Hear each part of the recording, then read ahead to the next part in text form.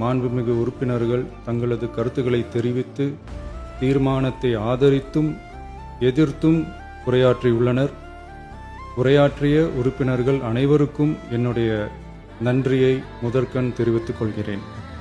ஆதரிப்பவர்களுக்கு மட்டுமான அரசல்ல, எதிர்ப்பவர்களுக்கான அரசும் இது என சுட்டிக்காட்டியமைக்கு எனது நன்றியை தெரிவித்துக் கொள்கிறேன். முந்தைய அரசுகளால் கொண்டு வரப்பட்ட முக்கிய மக்கள் நலத்திட்டங்கள் தொடரும் என்ற உறுதியை தெரிவித்துக் கொள்கிறேன்.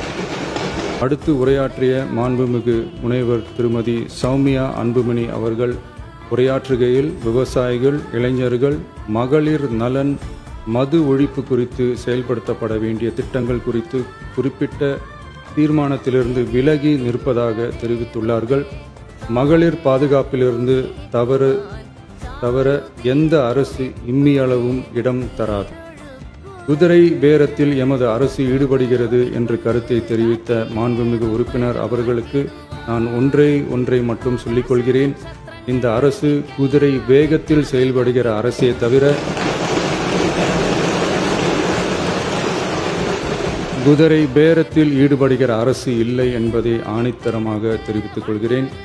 நம் தமிழ்நாட்டின் முன்னேற்றத்திற்கு உழைத்த தலைவர்கள் வழிகாட்டிய கொள்கைகளிலிருந்து இம்மி அளவு விலகாமல் நிச்சயமாக இந்த ஆட்சி நடைபெறும்.